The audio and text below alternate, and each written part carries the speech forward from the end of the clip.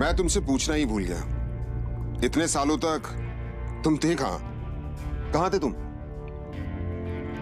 पापा के जाने के बाद मैं एक अनाथ आश्रम में पला बढ़ा। कई सालों के बाद वहां से निकला, काम करने लगा ताकि पढ़ाई के लिए पैसे जोड़ सकूं। लेकिन इस दौरान आप लोगों ने मुझे ढूंढा क्यों नहीं?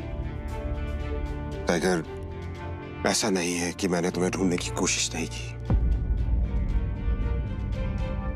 जैसे कि मैंने तुम्हें बताया कि तुम्हारे पापा के जाने के बाद माफिया वर्ल्ड में अफरा तफरी मच गई थी। हम उसे भी संभाल रहे थे और तुम्हें भी ढूंढने की कोशिश कर रहे थे, लेकिन वक्त के साथ साथ तुम्हारा चेहरा भी बदल रहा था, इसलिए तुम्हें ढूंढने में बहुत मुश्किल हो रही थी। फिलहाल अब तुम मिल गए हो।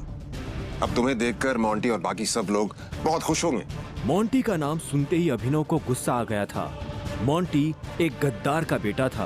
अभिनव ना तो उस गद्दार के बेटे से मिलना चाहता था और ना ही बात करना चाहता था। लेकिन पापा ने तो मुझे कभी इस माफिया ग्रुप के बारे में कुछ बताया ही नहीं। वो चाहते तो मुझे बता भी सकते थे। तब तुम बहुत छोटे थे, शायद इसीलिए संजय ने तुम्हें इन सब चीजों से दूर रखा। लेकिन मेरा यकीन मानो, मैंने तुम्हें ढूंढने की बहुत कोशिश की। अब तुम मिल गए हो तो मुरझाया हुआ द माफिया किंग फिर से जिंदा हो जाएगा। चीयर्स। अभिनव के मन में कई सारे सवाल उठ रहे थे। उसे समझ नहीं आ रहा था कि राणा का राज अकरम और बाकी लोगों को पता क्यों नहीं चला और क्यों एक गद्दार का बेटा अभिनव की गद्दी पर बैठा हुआ था। इससे पहले कि अभिनव अपने आप को कोई जवाब दे पाता, अकरम उसके पास आया और उसने अभिनव को 50 करोड़ रुपए का एक चेक थमा दिया। ये लो, इसे रख लो।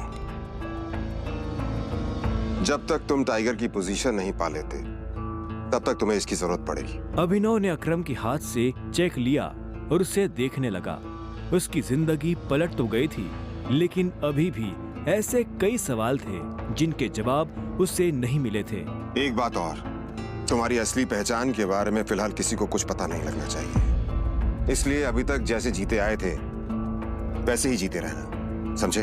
अभिनव ने हाँ में सिर हिलाया और दोनों कमरे से बाहर आ गए। इधर अनन्या चिंता भरी निगाहों से उस कमरे के दरवाजे को देख रही थी जिसमें अभिनव और अकरम थे।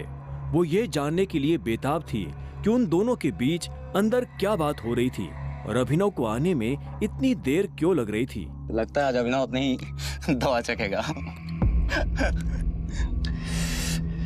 वैसे कितने दुख की बात है ना, शादी के बाद बेचारा ऐश करने से पहले ही मर जाएगा।